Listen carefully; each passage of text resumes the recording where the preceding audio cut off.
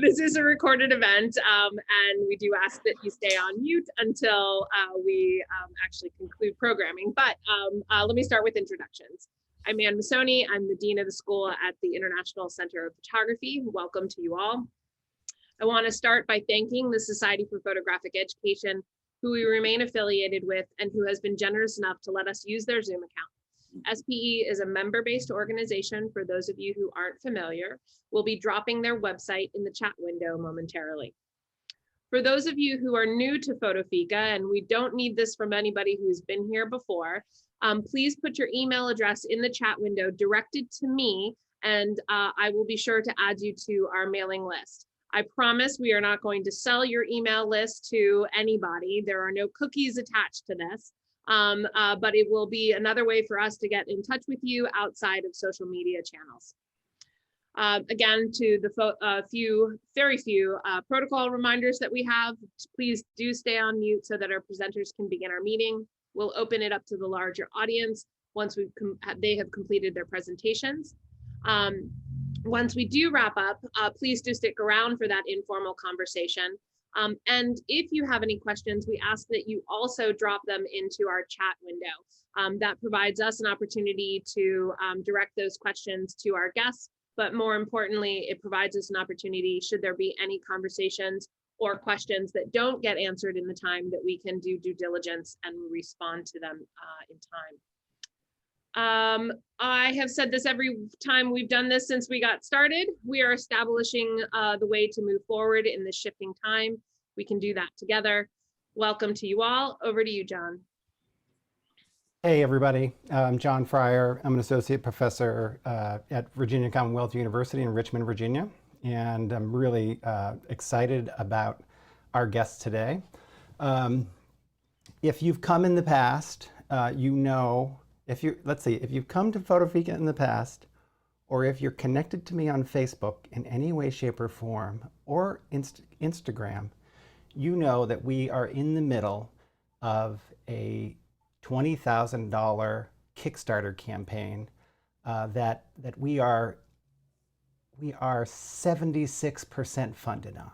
So I want to share some of the stuff that we've been doing, and then I'm going to pass it over to Becky Sempf, who is one of the project partners in that. And we've been talking with her over the last, we've been talking to her for a year about this, and we've been talking about the things that came before us, right? And she's going to talk a little bit about how this project is in dialogue with other things that the Center for Creative Photography has been researching and looking at. So I'm going to be very quickly, because we want to get to David. So I'm going to just share my screen, and which is what I do every time we're here. All right, are you looking at a nice blue screen here with a bunch of tabs? Again, if you're new to FotoFika, we've got a very detailed website this group came together to assist people with teaching strategies post-COVID. And we've built a pretty robust resource for something that is free and a labor of love. And our last guest was Kim Beal, who added another assignment for us.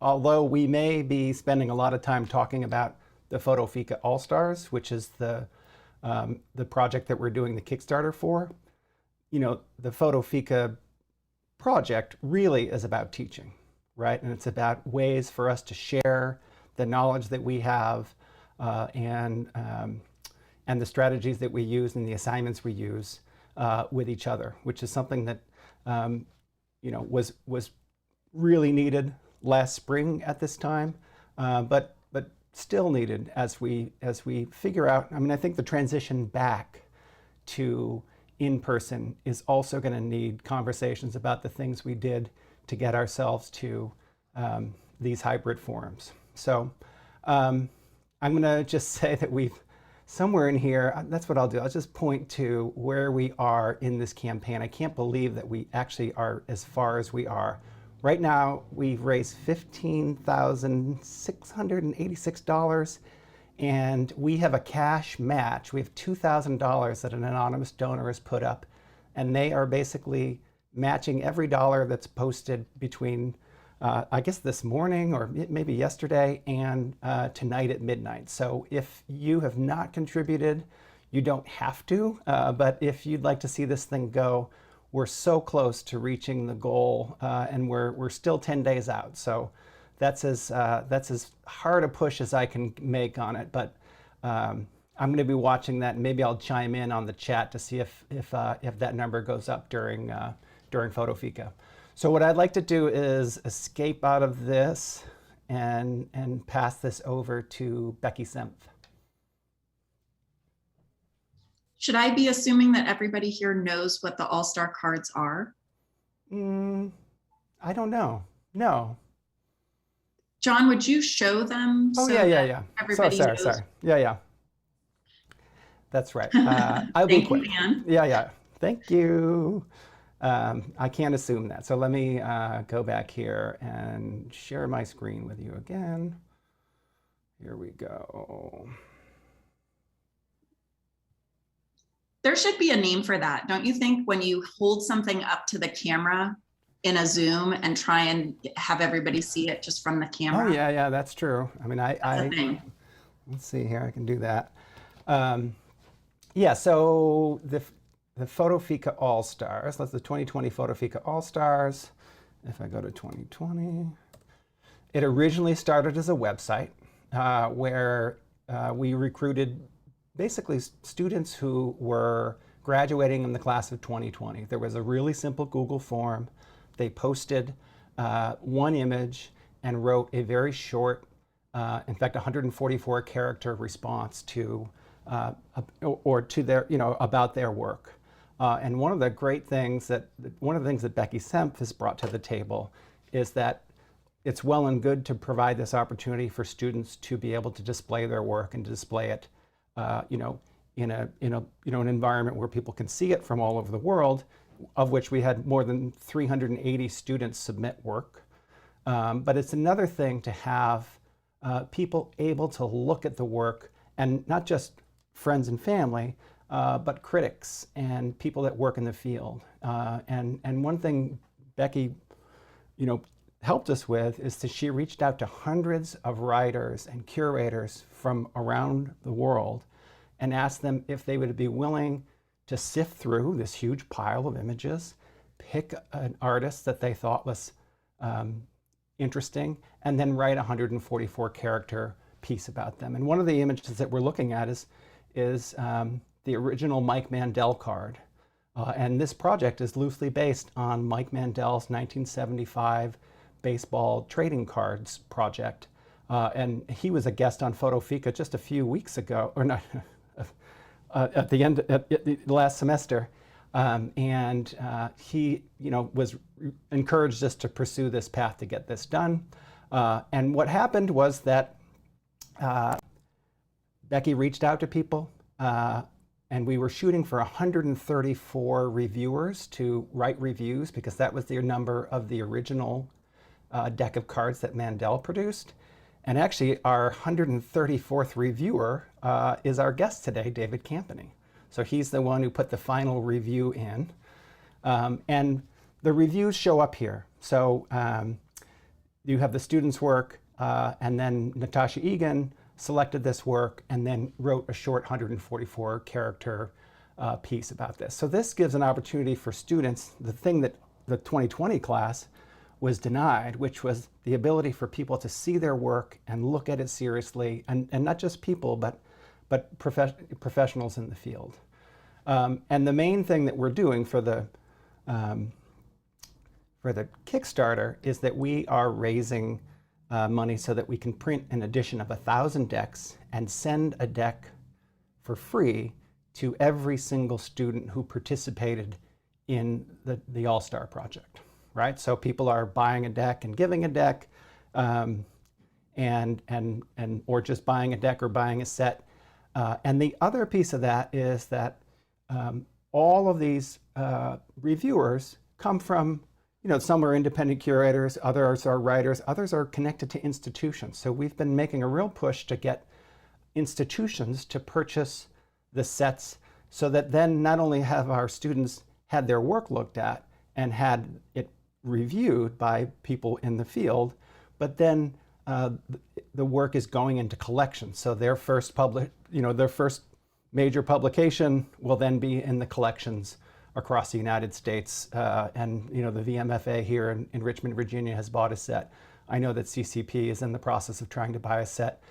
I know that University of the Arts is buying a set. So, the goal again is to really celebrate these students and give them the things that they were denied in that rush to closure that we had to deal with last year. So, did I describe it properly there, Becky? Thank you. Sorry, I've been talking about this for so long that I feel like I don't want to say the FotoFika 2020 All-Stars as a phrase again in my life. So I promise if we fund it, you'll never have to hear me say that word again. So I'm going to pass this on. So as John mentioned, I was brought in after the idea was conceived, and I'm just going to take a minute to explain my role. As we were talking about how to make this project really valuable for the students, one of the things I suggested is that you can do it with students and teachers, but if you include professionals like curators and writers and editors, then you'll get people in the larger photo world looking at these students' work. And that seemed like a really valuable thing to offer to the students. And so, as John said, I was charged with trying to find those 134 people to comment on the students' work. And I just want to take a minute to talk about why that made sense to me to do that. Just before the closure, the pandemic shut everything down, I had been working on an exhibition called The Qualities of Light. And it was an exhibition about Light Gallery, which was one of the first commercial galleries to support itself on the sale of contemporary photography alone. It opened in November of 1971 in New York City and was open until 1984. And it was really critical in establishing contemporary photography as a thing you could purchase. And so as part of that exhibition, I didn't want to do something that was, no pun intended, very inside baseball. I wanted to do something that people could understand if they didn't know about photography. And so I organized the exhibition around broad themes that light meant for me and for the people who were connected. And so one of those themes was community. And so I had actually just been through the process of working with the curatorial team at the Center for Creative Photography to build this. And this is a map of the network of people related to Light Gallery. So in the middle, you can see that there's Light, and then up to the left of that, there's the Institute of Design. And if you go straight up, at the very top is Princeton University. Over on the left is University of New Mexico. And then all the names in green are people who showed at Light Gallery. And so this basically shows the connections between Light Gallery, the educational institutions where these people worked, and their students. And so it was a way to create a visualization of a network that I understood as a historian, but I knew I couldn't assume the audience would understand, if they weren't already familiar with all of these people. And so we put this in the brochure. We also put it actually on one of the gallery walls. Here you can see somebody looking at it in the exhibition. And so it was a great way to make that network, that group of connections visible. And so I very much had networks on my mind as we began to think about the FotoFika All-Star cards and how we could incorporate that idea of network into this project. The other piece of the exhibition that dealt with network was that in the Light Gallery, they had these flat file drawers where they kept loose prints for the artists that they showed, so that if they had visitors who wanted to learn more about photographs, they had work they could pull out and share. So we wanted to do something with flat file drawers to imitate that original Light Gallery quality, but we wanted something that got at the idea of how you would go into Light Gallery. This is before the internet. This is truthfully before there were many photo books. And Light Gallery would be a place you could discover new work. And of course, now we have all of these sources, but we thought, wouldn't it be cool to have in the flat file drawers new work that visitors to the exhibition could discover? And so we did an open call, and we had over 300 people submit images. We selected over 100 prints, which the artist then donated to the CCP, and we put them in the flat file drawers where people could handle them. And it was such a dynamic component of the exhibition. And I have a couple of slides here showing the way that people are looking through the flat file drawers, they're interacting with each other. It was really quite a powerful thing to see people commune around this selection of a contemporary network. And we actually had over 30 artists come to Tucson for the opening of the exhibition in December of 2019, whose work was in those flat file drawers. And so not only did we have the map on the wall, but we had part of that network of the contemporary practice show up. So this is Ken Rosenthal on the left, Lori Lambrecht. I don't know the name of the lady in the beautiful gray and yellow dress, but all the way to the right is Donna Schwartz. They all came to the opening. They all had works in the flat file drawers. And this is them pulling out their flat file drawer pieces and bringing them to this giant mural we had of the Light Gallery in the opening space, and pretending that they're hanging their work on the walls of the Light Gallery mural. So it really, for me, underscored how much community and network and connection is a key component of what we do in photography, and why we are so supportive and so connected to one another. And so anyway, that's how I came to contribute this idea of bringing commenters from the professional world to the students' work to help make these connections for students who weren't going to be able to invite professionals to come see their shows the way they might normally have been able to do. Betsy, are you up next? Betsy is having technical difficulties. Oh dear. So she is not going to be able to contribute to this this particular part. So John, we're going to jump ahead, let David get started. When Betsy gets back in, as we get back to end of time questions, and if Becky at that point Betsy at that point wants to share, we'll let her do that then. Becky, thank you. I think everybody who's here knows how near and dear this project has been to us all. And I know we have shared it with you all in one iterative form or another for several months now. And thank you for giving us this last opportunity to share with you all before our Kickstarter event comes to a close. It ends in 10 days. It'll be the Sunday before our next FotoFika. So this was our last chance to share with you what has meant so much to us to be able to do this for collectively our students, and to do it in such a strange and unusual time, and one that in many respects, having this token of how it was different is significant to the historical record of our discipline. So thank you. So now it is my great honor to introduce to you all David Campany, who is also my colleague. David Campany is a curator, writer, and managing director of programs at the International Center of Photography in New York. He has published over 200 essays and authored 17 books, including On Photographs in 2020 and The Art of Photography in 2003. Last year, he curated the Six Museum Biennial for Actuelle Photographie. No idea if I got that even remotely close to accurate. David, welcome. Thank you for being here. Great to be here. Nice to meet you all. Nice to see Becky. Last time I saw you was at an ICP event. You were launching your Ansel Adams book. Lots of you I know by name. Some of you I have met before, but not so many of you. Anyway, as they say in Zoom land, I shall share my screen. Yes, so as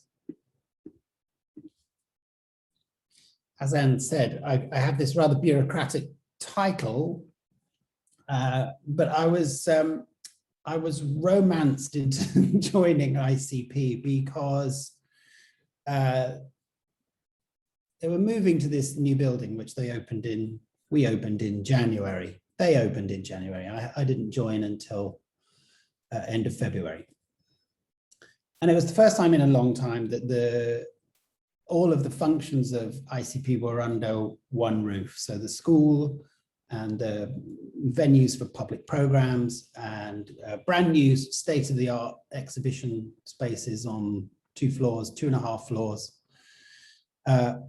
all in one place in the Lower East Side. So there was great excitement about this, and ICP had been kind of talking to me for a while about whether I'd like to come join. And it took a while. I was supposed to have joined in September 2019, but there were horrible visa delays. And I finally moved. I live about 10 minutes walk away from ICP. I finally got here a week before COVID.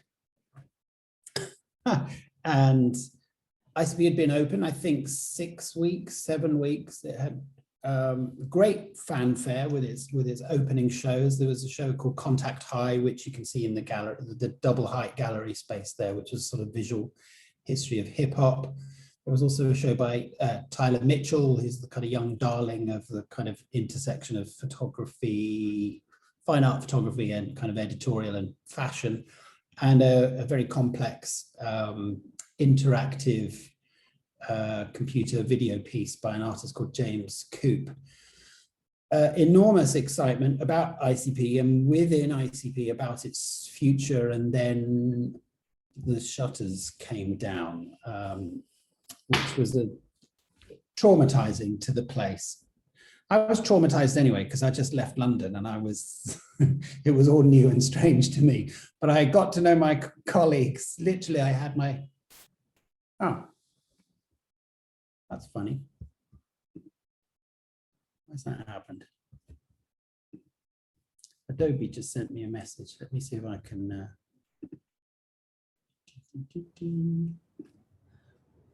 While that's happening for David, I'll add that. That's all right, we're back in. We're back in. Oh, good. Because David and I actually met each other first, which was the first ICP colleague of mine that I met after being hired myself. Yeah. strange new colleague. Yeah. Anyway, so we closed on March 13th. So nothing's going to happen in the galleries. The big challenges for the school and the big challenges for public programs. And we were having various meetings. Some staff could barely speak. It was a complete shock. I'd arrived with a certain amount of energy, I think. So I just said, well, we just have to plow on in whatever circumstance we're in. So it's complicated, but the school pivoted and got itself online pretty quickly. Public programs actually made a real virtue of a necessity. And we've had enormous attendance for our public programs because now it doesn't require an audience that's local to New York. So when we do, I hosted a talk the other week with Richard Misrak, and we had over 600 people and they were from 30 countries. So there's no way you could have done that in the physical space. I taught workshops and master classes and things which had students from all over the world. So it was actually not such a bad thing for public programs. The school did amazingly well to get itself online. And there was a big question mark over the gallery because clearly all of the museums, cultural institutions closed, and that was it. So what are we going to do? We're going to do an online exhibition. Museums were starting to think about presenting virtual tours of what was in their galleries already. That didn't seem like quite enough to just do a virtual tour of what was there already. Clearly something unprecedented was unfolding in really tragic and awful ways all over the world. So the first thought was to launch a hashtag essentially for Instagram. And we just put out an invitation to our followers via Instagram and via all our social media platforms just saying, will you think about making and uploading images of whatever's going on in the world? And we called it ICP Concerned, and that was a sort of reference back to the fact that ICP was founded as the home of what was once called concerned photography. Concern hasn't gone away, but it's taken all kinds of other forms since. So in some ways, ICP still represents that. And we just thought, well, we'll see what happens. That's something. Maybe we can then reach out to photographers, and we could do some online things, talking to the photographers about their images, that kind of thing. Well, currently there are nearly 65,000 images, and although that's slowed down actually for reasons I'll come to, it was mainly to do with what was happening last year. So we launched it a week after we'd closed, which in retrospect was pretty quick to kind of get going. And by mid-April, because I remember this because it was a strange coincidence, New York announced that there were 10,000 confirmed cases, which now seems ludicrously, quaintly small as a number. And that happened at the same time that ICP Concerned reached 10,000 images. And we noticed that the images were very international.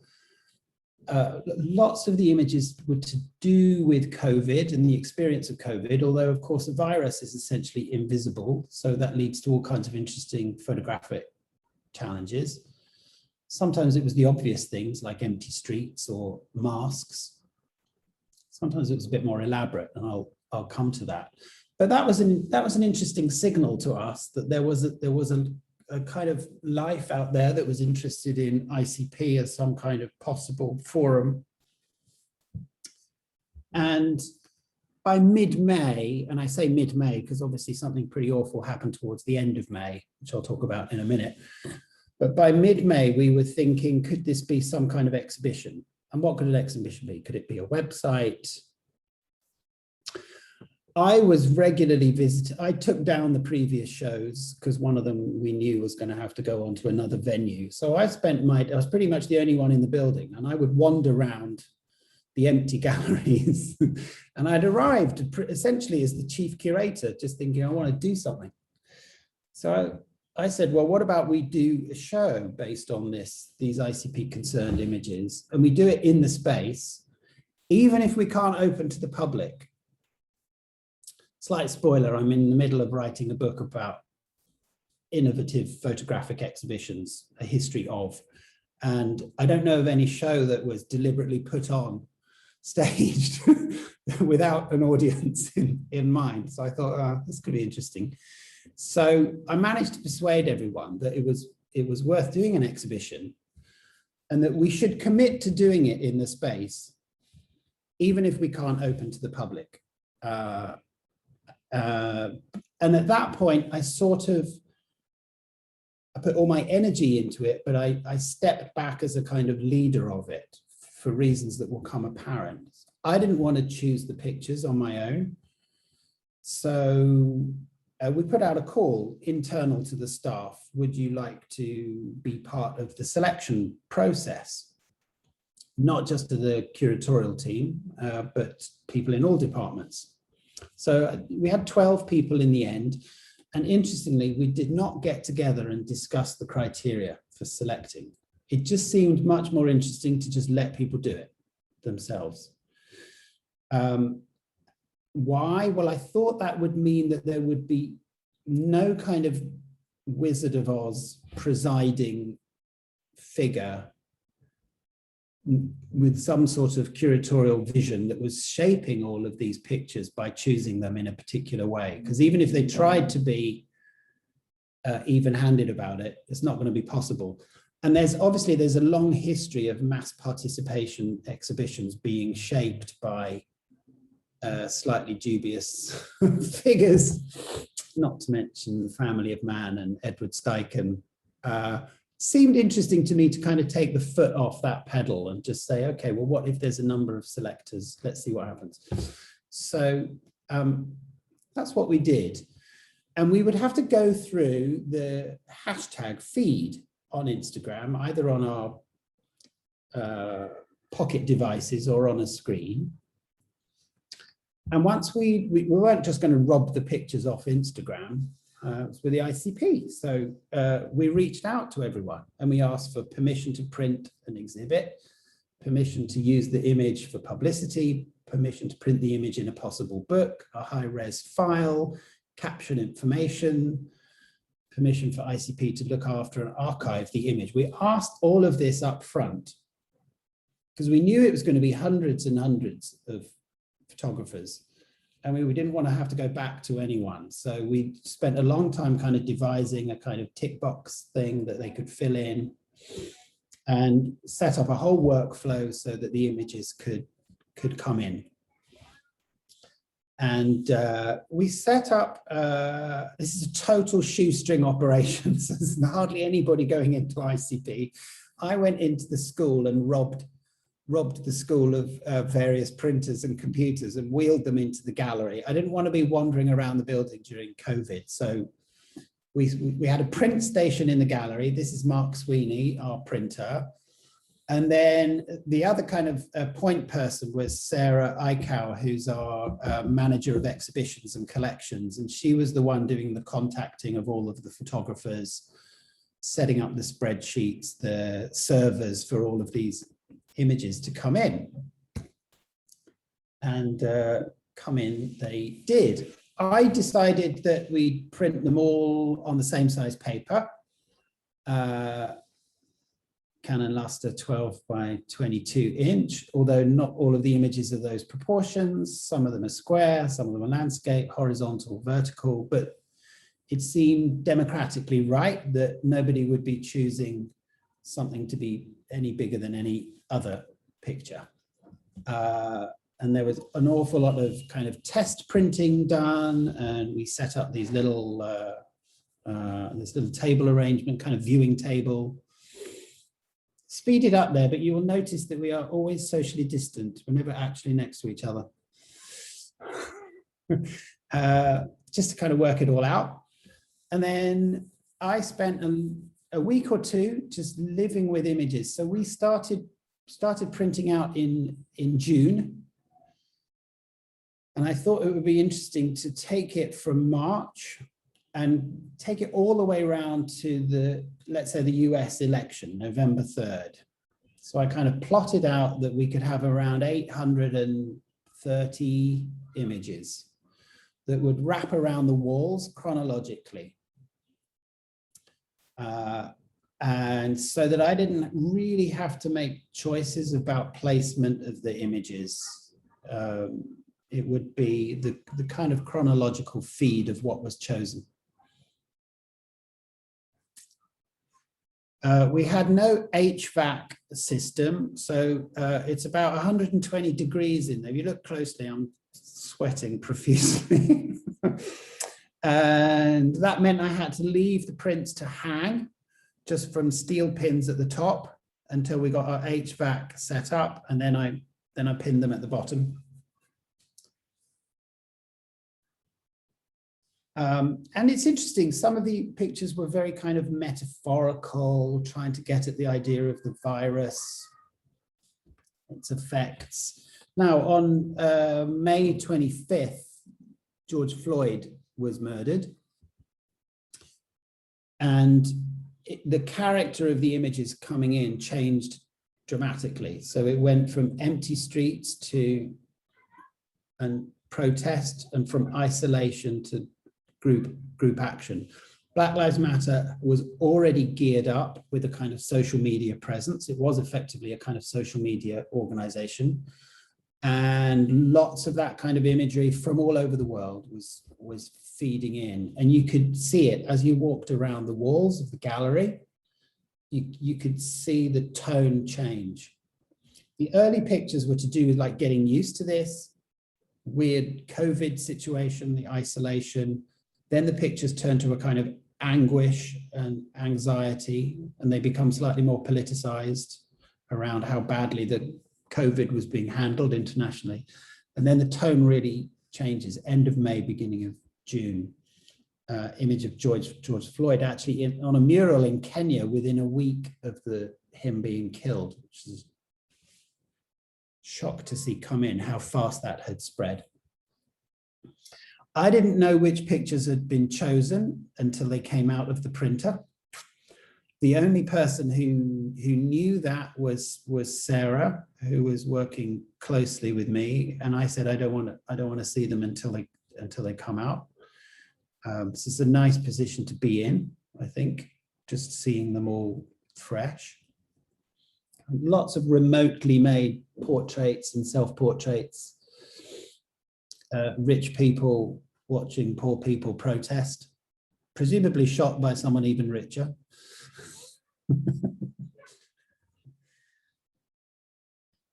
Image from the Philippines. We ended up with images from 71 countries. Nigeria, Australia, Iran, Argentina, Oregon, Ethiopia. So it began online.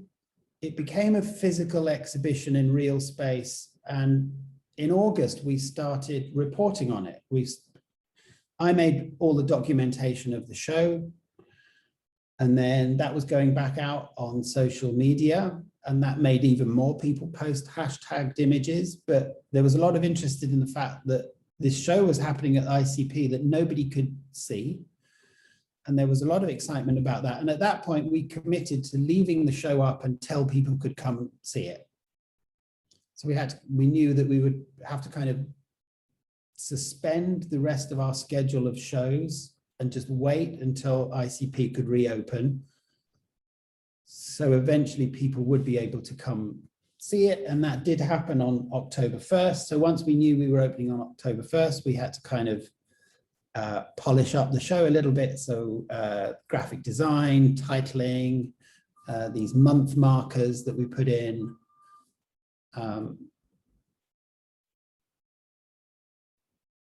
They go quite high up on the walls, but not so high that you can't see them or read them.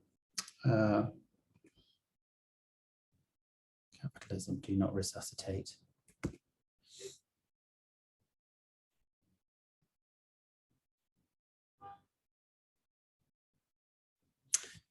Nice thing for ICP to be doing, you know, it's one of those institutions from, you know, late 60s, early 70s, 74 in the case of ICP, that was set up to really champion photography in various ways. And in the last half century, photography's become very, you know, venerable and established.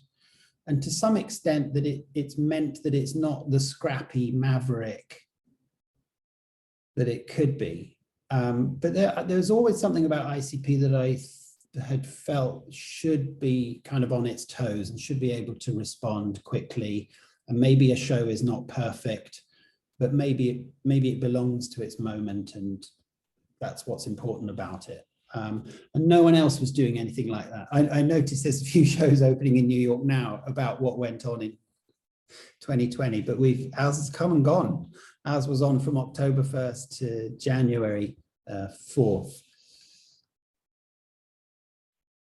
And it was still unfolding. So when you came in on October 1st, not all the walls were full. So we left a wall that would take us through October to the election. And of course, the election resolved absolutely nothing.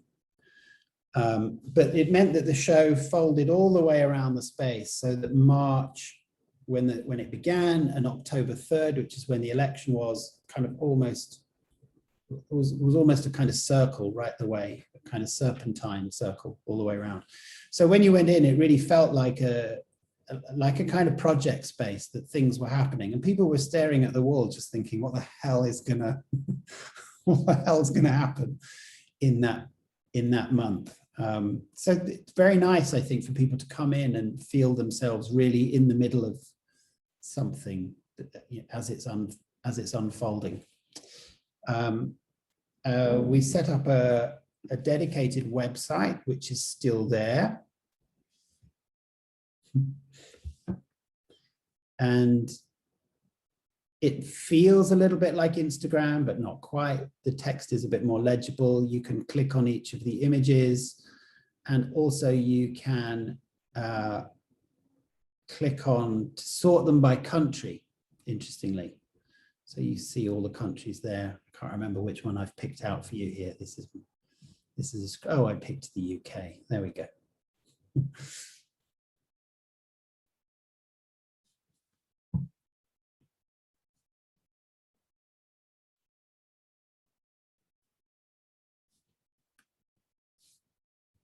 So I don't know if you know anything about my interest in photography, but I'm interested in the kind of mobility of photographs, that you know, a photograph seems to belong anywhere you put it. So there's, just because something originates on Instagram doesn't mean it can't also be a print, doesn't mean it can't also be projected. There's all kinds of things you can do with it. We've just signed off on the design of a book, which will be out in the fall. And that has every image. In fact, it has more than every image that we had in the show. I'll just tell you what happened. On October 29th, Instagram suspended the chronological search of its hashtag feed. I know that sounds very nerdy, but it put a total wrench in our system for selecting images. So when we couldn't select those images until well afterwards, from October 29th onwards. But we did choose them because we knew we wanted to round them out. So actually the book has some that didn't make it to the wall. But none of this was predictable, just as the year wasn't predictable. We were making it up as we went along, just trying to respond to the moment, just trying to be vital. And that's what we did. Great. Thank you so much. We certainly are open to questions. If you'll also put them in the chat, that would be wonderful. First one's coming in from Tom. The prints were made from Instagram downloads? Question mark. What happens to the prints now? Question mark. Oh, they're in 2 boxes, and they will go into our archive, complete with their little pinholes in the corner. And no, it's not from the downloads. You were not paying attention. We reached out to every photographer. And they sent us, sometimes they had to shot it on iPhone. Sometimes it turned out to be a 200 meg file.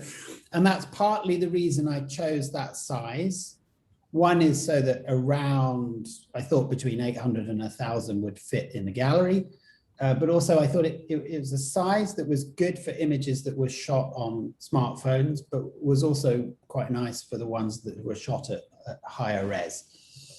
I noticed from the comments there, some of you had images in the show. Thank you for your contributions. I want to jump in a little bit and talk about the connection between, I mean, I have to say the connection between our project and your project, but I think one of the things that, besides the relationship between the virtual and the physical and responding to the moment, there's also this idea of inclusivity, exclusivity, and I think I love the idea that you kind of had different people chose the images. Yeah. And I think that that's just a really important, interesting thing to think about. But what was actually the ratio of number of submissions that you received to images that you ultimately chose for inclusion? Off the top of my head, it's 1 in 75. Wow. All right. Yeah. Yeah, so if you think we ended up with, that's off the top of my head, I think we ended up with 822 from a total of 64,000 wow. at the time. Yeah, so there was selecting to be done. I know there's a lot of images in the show, but there was selecting. And that, I think I was kind of proved right in that kind of idea to have a kind of collective curation of it, because it just allowed, the world didn't add up, so there's no way that the show should add up.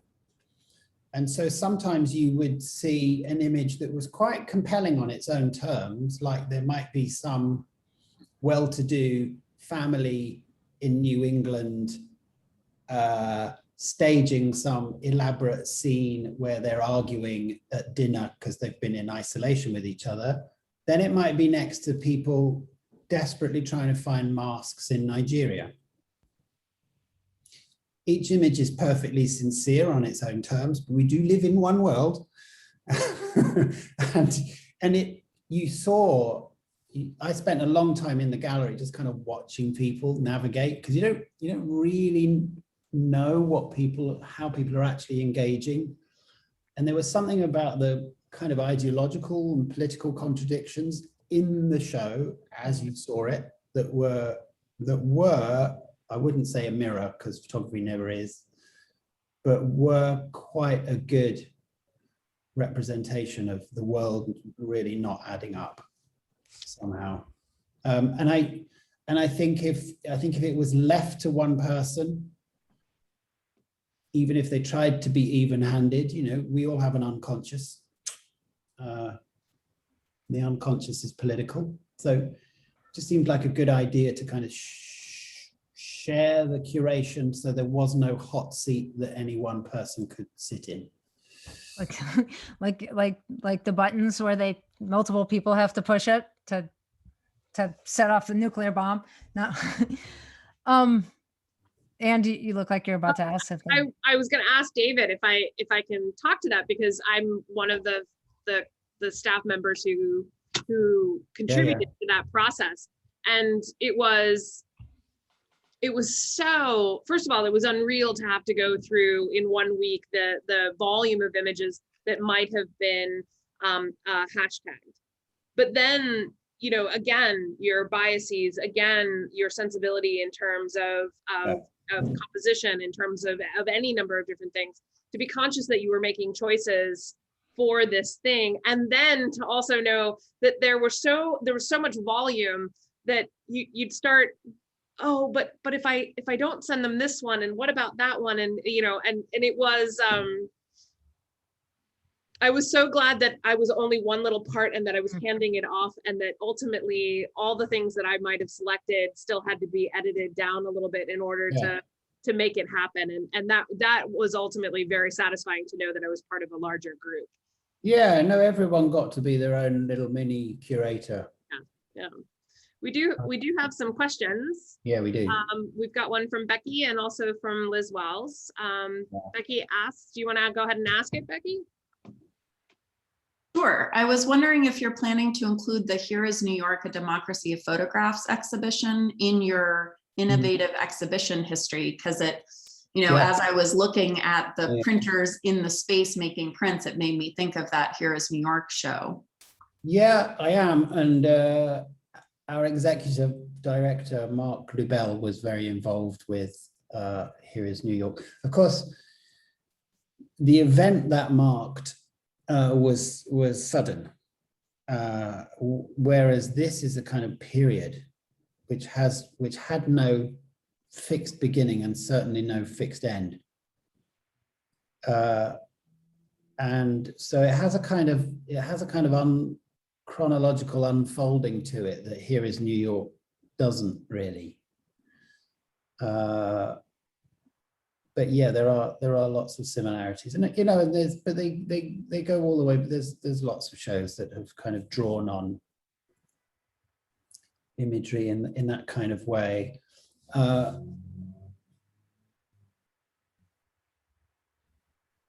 mean, I was very mindful, I remember, of the kind of problems with particularly global shows, that they end up producing the illusion of some kind of global oneness, some kind of bogus unity, and I suppose that any show, because of the bounds of a show, and it's in a space and it's in a time, it's gonna do that. But I did think we were right to allow all of these kind of conflicting voices and issues and priorities to appear in the show, and just leave the public to make sense of those somehow. All right, Liz Wells, do you wanna unmute and ask? Yeah, it's thanks, David. That was really interesting, and it's just set up a whole sort of set of questions about not only how the show is now, but how the show potentially marks the now for the future. Yeah. And then I'm thinking about, you know, family of man, disaster, romantic, etc., etc. How can one hold on to the uncomfortable juxtapositions that you suggested, and the fluidity of meaning and the fluidity of experience within some sort of, I mean, who knows what archives are going to look like in the future? Becky might know, but I don't. Yeah. Anyway, yes, that area of what does this mean going forward, and what does one do about trying to anticipate, even if you don't know what it might mean. Sorry, I'm not being very. No, you are. You are. At night. It's 10 o'clock at night in the UK, David. No, you're doing well, Liz. Hang in there. There are so many internal contradictions. Just as you're looking at the images, I think you'd have to contrive them out. I think they would sort of naturally occur, particularly if you stuck to some future. I mean, I could have penned some text and put it in the archive boxes that it's only to be exhibited chronologically. I mean, it was interesting. When I had them all on the tables, I had up to maybe 200, 250 on the tables. And there were, just for my own understanding, I would group them thematically, just to say, well, how come a picture coming out of Iran is actually very similar to one coming out of Poland and one coming out of LA. Yeah. But if I had done that in the show, that would be my hand. Yeah. I'd rather somebody walk around the show and just say, hang on a minute, I saw one around the corner. Where was that shot? You know, so the more I'm trying to write a paper at the moment, which is called "There's No Great Art Unless There's Great Viewers," and which is about the problem that museums have got themselves into of over-mediating things for the public. Yeah. Because something happened around a generation ago where it was called evidence of educational outreach. Yeah, and it went from an idea that art or photography is for anyone to art and photography must be for everyone. Yeah. Subtle but important distinction. And as a curator, I'm very, very resistant to that. I am for the anyone, but if I get it in my mind that it has to be for everyone, it's going to dumb it down. It's going to over-mediate it. I would be grouping things together to kind of spoon feed, and it's a disaster. But then this is the problem when you try to think about legacies for the future. Yeah. Because you can't actually just dump, you know, the classic shoebox full of old photos. Doesn't do anything. So how do you make your shoebox do something? Your virtual shoebox. I posed the question. I'm not asking for an answer, really. No, I'm thinking how important it is. No, they're sitting about this. They're sitting there. It was interesting because it took me months and months and months to put them up, and it took me and Sarah 4 hours to take them down. Yes. Yeah. And it was gone. It was just like, wow. It's on my mind. I mean, the interesting thing about doing it as a book is that any book has a sense of posterity about it. Presumably that's why we want to make books.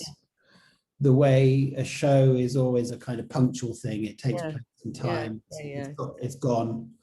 There was, from the board down, well, that sounds very hierarchical, but from the ICP board downwards, there was an impulse to make it permanent in some way, not just by archiving the prints, but by making a book. The books run from page 1 to page XXX. Yeah, they do. It's kept. Becky, do you have a view on this? You spend your time in archives. Well, I mean, it's interesting. It's interesting to think even about how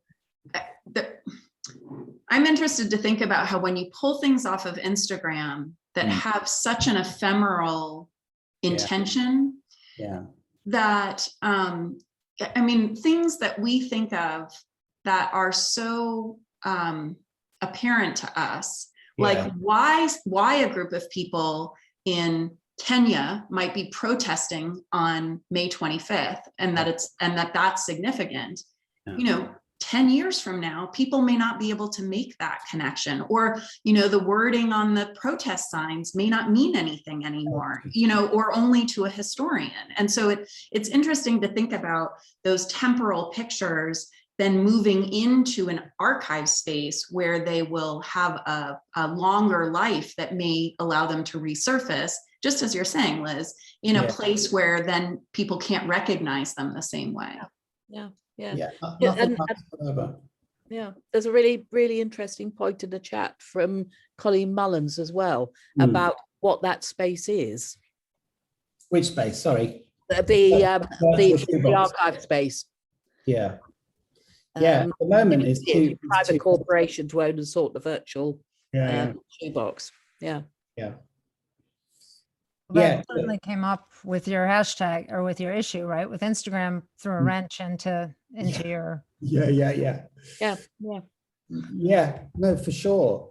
I mean, there's one interesting thing. I thought there might be a question about this, that when we announced that it was going to be a show, which was, I think, last week of July, sort of first week of August, we made it public that the images up to August, some had been chosen, and here they were on the walls, and that was going out on our social media while saying it's still live, basically saying there's a chance for you to have pictures in a show, which was not the invitation put out at the beginning. The invitation was just post. So I had a slight suspicion that people were going to start trying too hard, that they were going to get a bit too arty, or they were going to get their 4x5 out when really the smartphone would have done.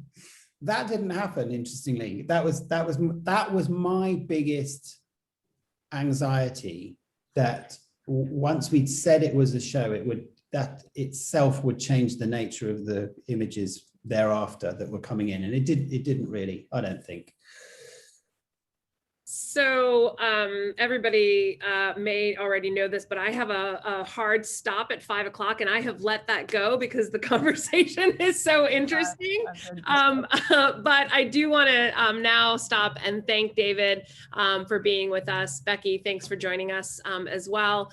Really appreciate it. Such an important exhibition to share with us, and such an incredible moment in our discipline's history. So thank you.